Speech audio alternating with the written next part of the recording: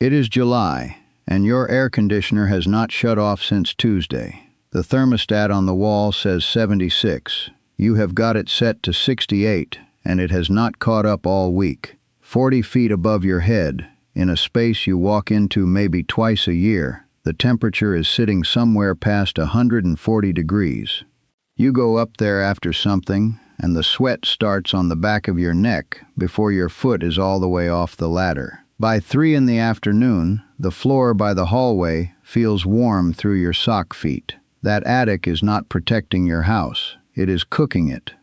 And every hour it cooks, that meter on the side of your house keeps right on spinning.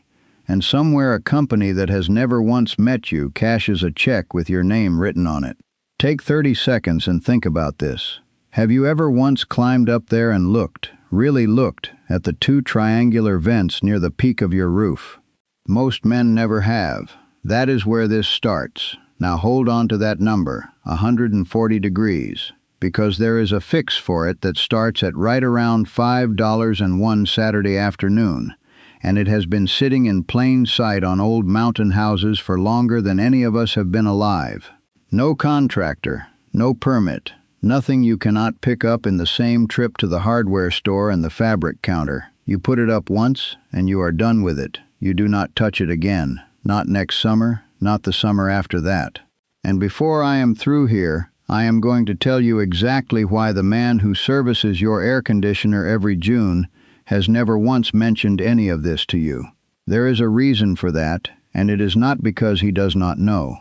My name is Wade Caudle. I have kept this same cabin for 38 years, up a hollow outside Hazard, Kentucky, and there has never been one August in all that time that this place ran on an air conditioner. Never had one. Never needed one. What I am about to show you is most of the reason why. Here is everything this comes down to. The ridge of your roof, a length of plain cotton cloth, your gable vents, the ones up near the peak on both ends of the house, a patch of screen mesh, and one thing my grandfather did every single hot night of summer that most folks have plain forgotten how to do. Put those 5 things together, and here is what you get. One Saturday of work, $5 for the core trick and under $10 for the whole job, and that upstairs room stops being the hottest place in your house. Now here is what most folks get wrong about an attic, and if you do not get this part, nothing else I tell you is going to hold.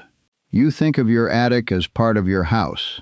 It is not, or it should not be. In a house built right, that attic is a sacrificial space, a layer of air sitting up there taking the beating from the sun all day, so the rooms underneath it do not have to.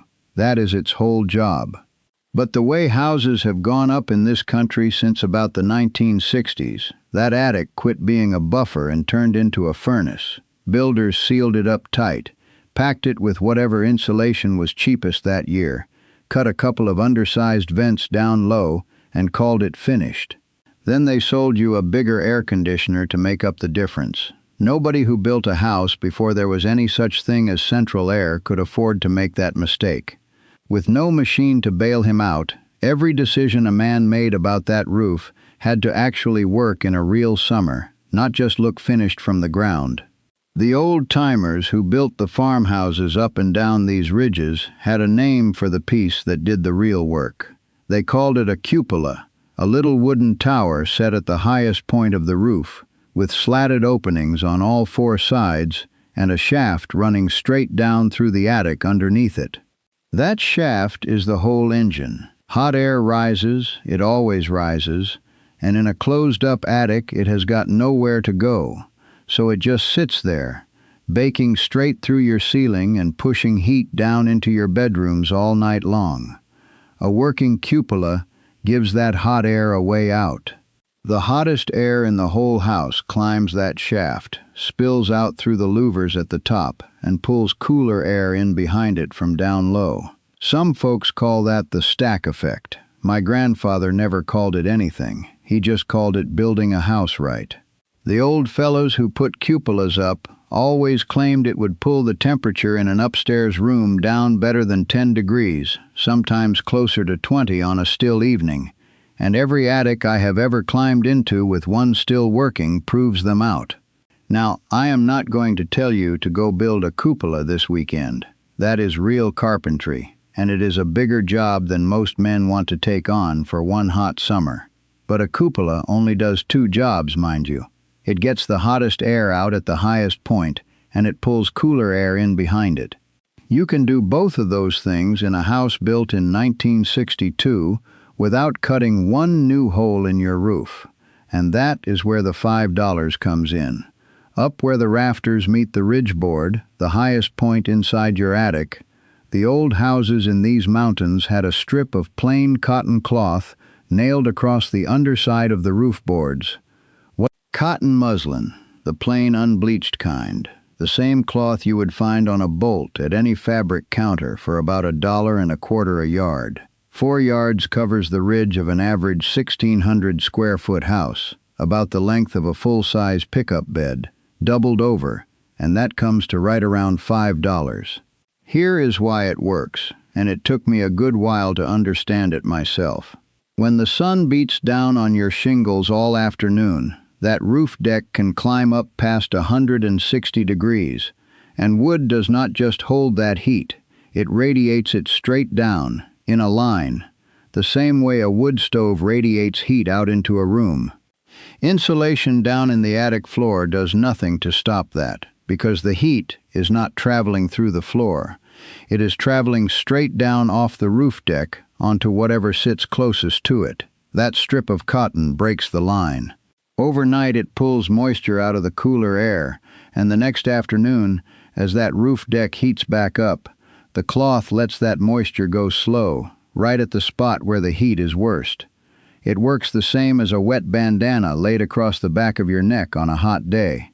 Run your hand along that ridge board on an August afternoon and it ought to feel warm, not scorching.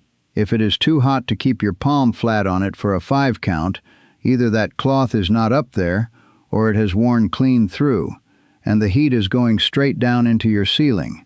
My grandfather nailed that strip of cotton up under the ridge of this cabin the year he built it, standing on a ladder made out of 2 fence rails and a step ladder he did not trust. He told that story every summer I can remember, usually right about the time the heat turned mean. His own father had done the same thing with linen, back before cotton was affordable enough to bring up the mountain by the wagon load. Nobody ever wrote it down.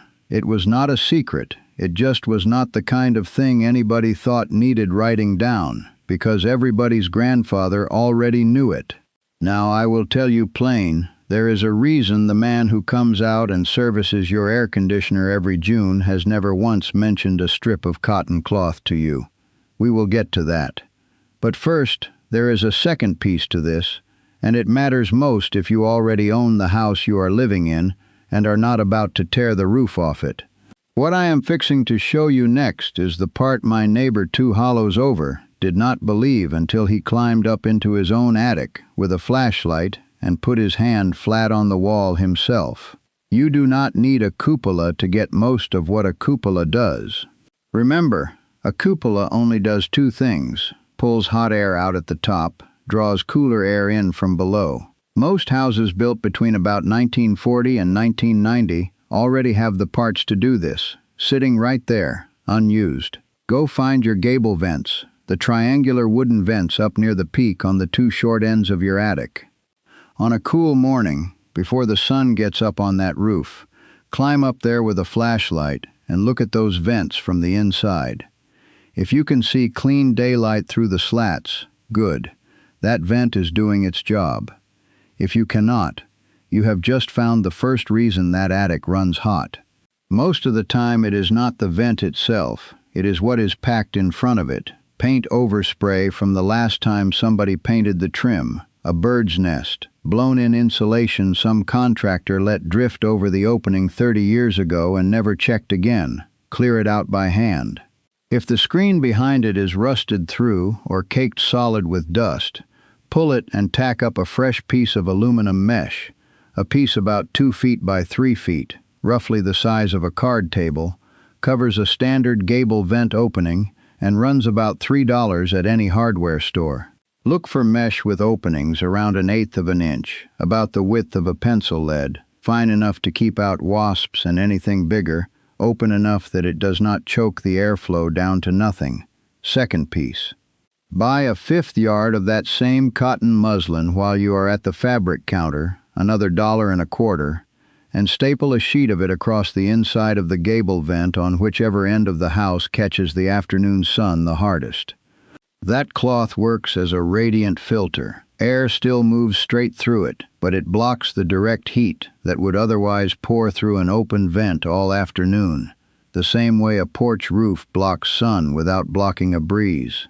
The cloth stays fairly cool itself because the air passing through carries the heat off before it can build up in the fabric.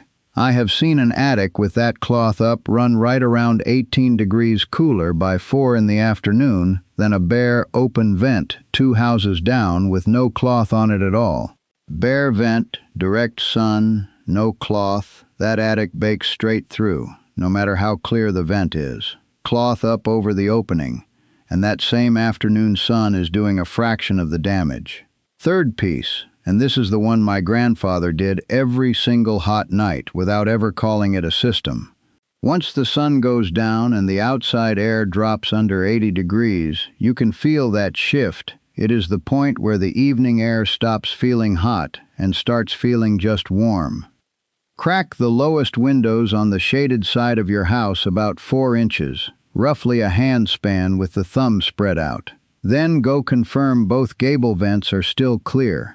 All that hot air sitting up in your attic from the day will rise. Pull out through those vents and draw cool night air in behind it, right through your living space. By morning, the wood frame of your house has let go of most of the heat it soaked up all day, and your air conditioner is not starting the morning already fighting a furnace. Do it on the nights it is hot. Skip it on the nights it is not. Skip it for a week running at the peak of summer, and that attic never gets the chance to unload what it has stacked up, and your air conditioner pays for it the next afternoon. Now, here is that reason I told you I would get to. Every degree of heat that comes down through your ceiling forces your air conditioner to run that much longer to make up for it. A central air unit working hard pulls somewhere around 3,500 watts.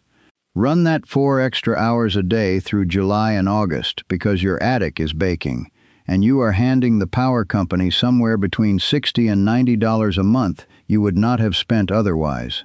Multiply that across every house running the same way, and you are talking about real money, money that exists because attics stopped breathing the way they used to. The shingle people profit too.